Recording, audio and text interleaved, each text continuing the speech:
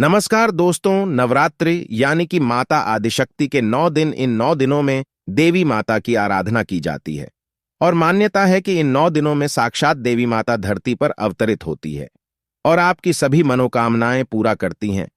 तो क्या आप नहीं चाहते कि देवी मां आपकी भी इच्छाओं की पूर्ति करें? क्या आप भी इस नवरात्रि में देवी माता को अपने घर लेकर आने वाले हैं?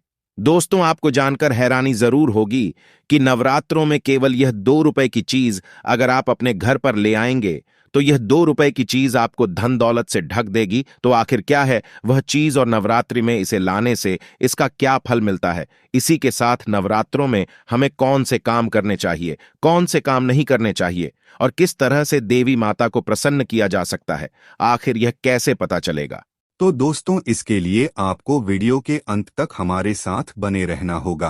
तो दोस्तों, स्वागत है आपका डिजिटल ज्ञान यूट्यूब चैनल पर। आगे बढ़ने से पहले वीडियो को लाइक और चैनल को सब्सक्राइब जरूर कर दे, जिससे कि माता रानी की कृपा आप पर सदैव बनी रहे।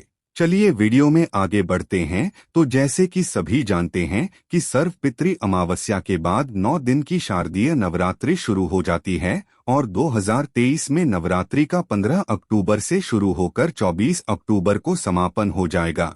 नवरात्रों में 9 दिनों तक देवी दुर्गा के 9 रूपों की आराधना की जाती है। इस दिन सभी भक्त 9 दिनों के लिए माता को अपने घर में विराजमान करते हैं। माता को विराजमान करने के लिए घट स्थापना की जाती है और उसे माता का स्वरूप मानकर 9 दिनों तक व्रत, पूजा, धर्म और दान जैसे शुभ कर्म किए जाते हैं ताकि माता रानी खुश होकर हमें आशीर्वाद दे सके। दोस्तों, पितृपक्ष के नवरात्रि में माता शैलपुत्री, ब्रह्मचारिणी, चंद्रघंटा, कूष्मांडा, स्कंदमाता, कात्यायनी, कालरात्रि, महागौरी और सिद्धिदात्री की पूजा की जाती है। 9 दिन माता को भक्ति भाव से प्रसन्न किया जाता है, उनकी ज्योत जलाई जाती है।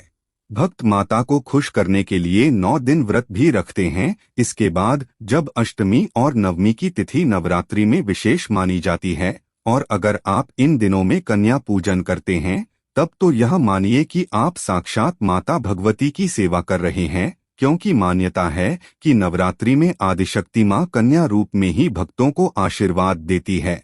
लेकिन इन नवरात्रों में अगर आप माता को विशेष रूप से खुश करना चाहते हैं तो गुरुजी के बताए हुए यह काम भूल से भी ना करें। तो दोस्तों, गुरुजी कहते हैं कि नवरात्रों में हम माता को अगर अपने घर लेकर आए हैं तो भूल से भी घर में ताला नहीं लगना चाहिए। हमारा मतलब है कि घर में हमेशा किसी न किसी सदस्य को जरूर रहना चाहिए। अगर आप माता की घट स्थापना करते हैं तो घर के सबसे बड़े सदस्य को जमीन पर बिस्तर लगाना चाहिए। इन 9 दिनों में सभी को ब्रह्मचर्य का पालन करना चाहिए और शुद्ध मन, वचन, कर्म और वाणी से माता को प्रसन्न करना चाहिए। इसी के साथ नवरात्रों में माता को खुश करने के लिए कुछ विशेष चीजें भी घर जरूर लानी चाहिए। इससे देवी माता न केवल खुश होती है बल्कि धन, पुत्र और संपदा का आशीर्वाद भी देती हैं। तो चलिए यह भी बताते हैं कि नवरात्रि में कौन सी चीजें आपको अपने घर जरूर लानी चाहिए। तो सबसे पहले नवरात्रों में हर किसी को तुलसी का पौधा अपने घर में जरूर लाना चाहिए। जी हाँ दोस्तों, तुलसी में वैसे भी भगवान कृष्ण का वास होता है, तो नवरात्रों में तुलसी का पौधा घर में लाना बेहद ही शुभ माना जाता है। इसी के साथ भक्तों को नवरात्रि में दक्षिण मुखी शंख भी अपने घर में जरूर लाना चाहिए। दक्षिण मुखी शंख में साक्षात लक्ष्मी नारायण का वास होता है। अब सवाल यह है कि शंख की पहचान कैसे करेंगे। तो दोस्तों, जब भी आप बाजार में शंख खरीदने जाएं तो उसे अपने कान के पास लगाकर देखें। अगर शंख में से आवाज आती है तो वह असली शंख है, अगर नहीं आती है तो आप कोई दूसरा शंख देखिए, क्योंकि बाजार में बहुत सारे नकली शंख भी मिलते हैं। इसी के साथ अगर आपके घर में पढ़ने वाले बच्चे हैं तो नवरात्रि के पहले दिन आपको मोरपंखी भी अपने घर में जरूर लानी चाहिए। इस मोरपंखी को आप अपने घर के मुख्य मंदिर में रखें और माता सरस्वती का ध्यान करें। ऐसा करने से माता सरस्वती प्रसन्न होती है और आपके बच्चों को वित्त का वरदान देती है। इसके अलावा नवरात्रों में भक्तों को पीपल का एक पत्ता भी जरूर लाना चाहिए और इसे पूजा के स्थान पर रखना चाहिए। इस पर लाल रंग की रोली से स्वास्तिक बनाएं और माता लक्ष्मी का ध्यान जरूर करें। ऐसा करने से माता लक्ष्मी आपको सुख और सौभाग्य प्रदान करती हैं। वही अगर आप अपने घर में बरगद के वृक्ष का पत्ता लेकर आते हैं तो भी आप अपने घर में सुख सौभाग्य और समृद्धि को लेकर आ रहे हैं। बरगद के वृक्ष को कलयुग में देवताओं का निवास स्थान कहा गया है।